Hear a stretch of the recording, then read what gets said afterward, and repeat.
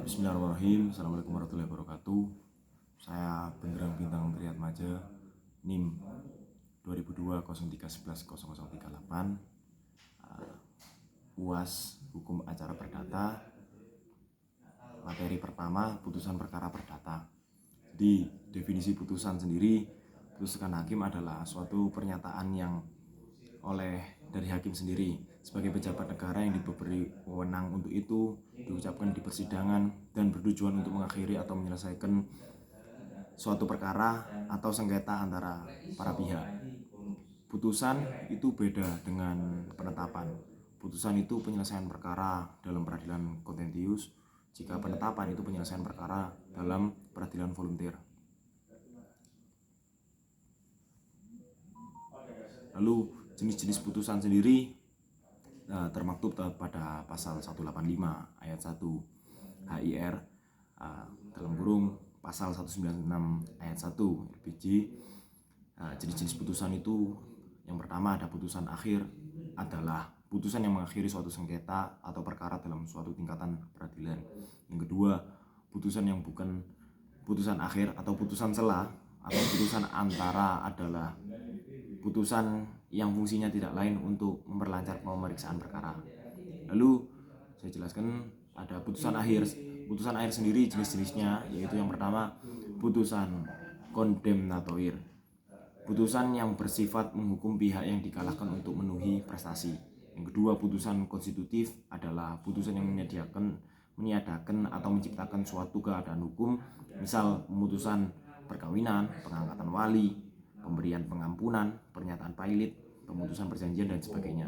Lalu yang terakhir ada putusan deklaratoir, yaitu putusan yang isinya bersifat menerangkan atau menyatakan apa yang sah, misal putusan dalam sengketa mengenai anak sah. Pada hakikatnya semua putusan baik kondemnatoir maupun konstitutif bersifat deklaratoir. Lalu putusan yang bukan putusan akhir, contohnya seperti putusan sela ataupun putusan antara. Putusan sela tetap harus diucapkan di dalam persidangan, tidak dibuat secara terpisah, tetapi ditulis dalam berita acara persidangan, termaktub pada pasal 185 ayat 1 HIR atau pasal 196 ayat 1 RPJ. Putusan sela hanya dapat dimintakan banding bersama-sama dengan permintaan banding terhadap putusan akhir, termaktub pada pasal 190 ayat 1 HIR, pasal 201 ayat 1 RPJ. Jenis-jenis putusan sela yaitu ada antara lain yang pertama putusan preparatoir, yang kedua putusan insidentil, yang ketiga putusan interlokutoir, dan putusan provisional. Lalu pelaksanaan putusan sendiri secara hakikat, jadi pelaksanaan putusan atau eksekusi pada hakikatnya adalah realisasi daripada kewajiban pihak yang bersangkutan untuk memenuhi prestasi yang tercantum dalam putusan tersebut. Putusan hakim mempunyai kekuatan eksekutorial, yaitu kekuatan yang dilaksanakan apa yang ditetapkan dalam putusan itu secara paksa oleh alat-alat negara. Contoh ayatnya yaitu demi keadilan berdasarkan ketuhanan yang Maha Esa. Hanya putusan kondemnatoir saja yang dapat dilaksanakan secara paksa oleh pengadilan. Putusan deklaratoir dan konstitutif itu tidak memerlukan sarana pemaksa dalam melaksananya karena tidak memuat hak atas suatu prestasi. Jenis-jenis pelaksanaan putusan, yang pertama eksekusi, putusan yang menghukum pihak yang dikalahkan untuk membayar sejumlah uang. Yang kedua, eksekusi, putusan yang menghukum orang untuk melakukan suatu perbuatan. Yang ketiga, eksekusi real, merupakan pelaksanaan prestasi yang dibebankan kepada debitur oleh putusan hakim secara langsung. Yang keempat, eksekusi langsung atau bisa disebut paret eksekuti. Terjadi apabila seorang kreditur menjual barang-barang milik debitur tanpa mempunyai titel eksekutorial. Upaya hukum terhadap putusan, yang pertama ada perlawanan atau bisa disebut bahasa Belandanya verzet. Dasar hukumnya ada di pasal 125 ayat 3 Jungto 129 HIR, pasal 149 ayat 3 Jungto, pasal 153 RPJ. Perlawanan merupakan upaya hukum terhadap putusan yang dijatuhkan di luar hadirnya tergugat atau putusan verstek. Perlawanan pada asalnya disediakan bagi pihak tergugat yang umumnya dikalahkan. Jadi upaya hukum adalah upaya atau alat untuk mencegah memperbaiki kekeliruan pada suatu putusan. Lalu yang kedua ada banding. Banding itu terhadap putusan pengadilan tingkat pertama dapat dimintakan banding kepada pengadilan tinggi oleh pihak-pihak yang bersangkutan kecuali undang-undang menentukan lain.